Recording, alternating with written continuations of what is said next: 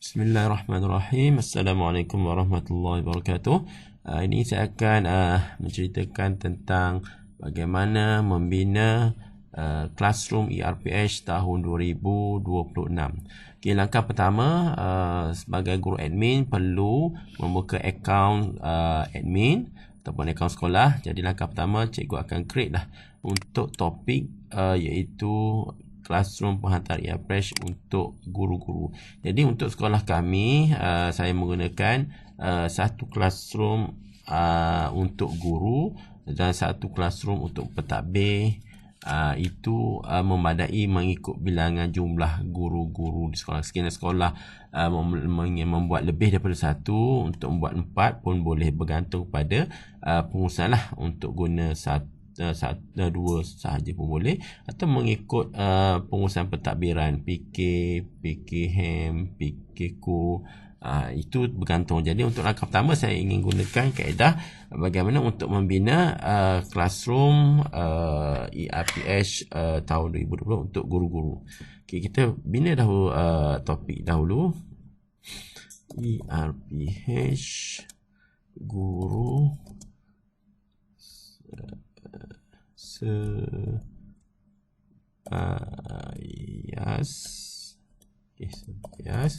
2026 ataupun Sebayas sahaja, dan kita gunakan tahun 2026. Okay, kita akan create.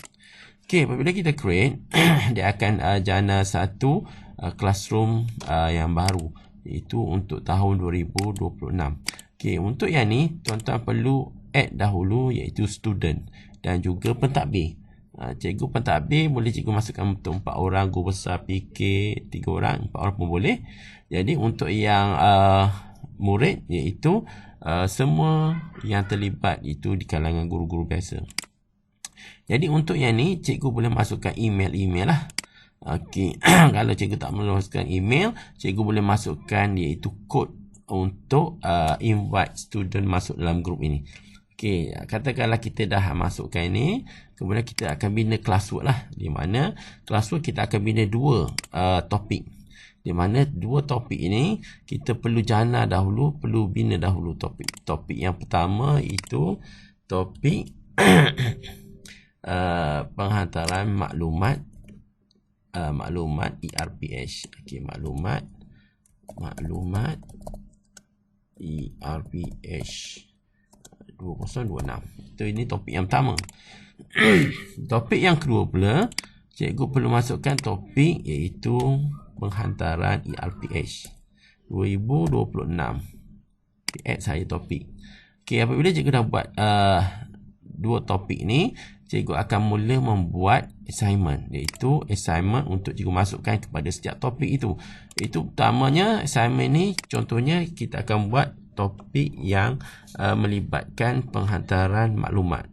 Okay, untuk maklumat cikgu, penghantaran maklumat di ERPH ni dia tidak ada due date lah, mana terpulang pada pengurusan untuk minta, pada dia tidak melibatkan penghantaran ERPH. Okay. Maklumat ERPH. Okay, hanya kita gunakan perkataan begini saja. Sudah turn in. Okay, no topic, kita masukkan dia dalam topik penghantaran maklumat. Kemudian point ni kita jadikan dia satu sahaja. Kemudian kita terus pada assign sahaja. Okay, assign, dia akan masukkan ke dalam topik penghantaran ERPH.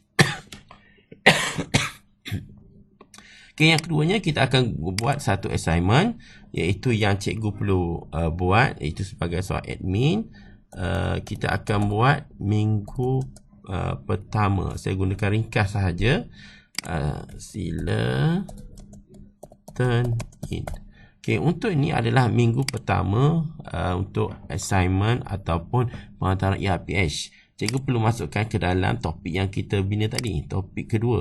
Okay, jadikan dia sebagai satu sahaja markah. Kemudian cikgu boleh assign mengikut schedule ataupun secara terus. Okey, untuk admin dicadangkan sebaiknya cikgu gunakan schedule lah.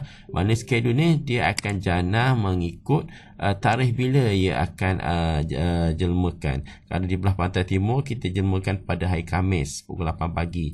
Mana secara automatik kita boleh buat secara schedule secara berminggu-minggu ke hadapan. Dia akan jana secara automatik pada minggu-minggu tu, dan kita tak perlu buat setiap minggu, seminggu by minggu-minggu. Kita boleh jadikan dia sebagai penghantaran yang get ready untuk digunakan pada minggu-minggu seterusnya.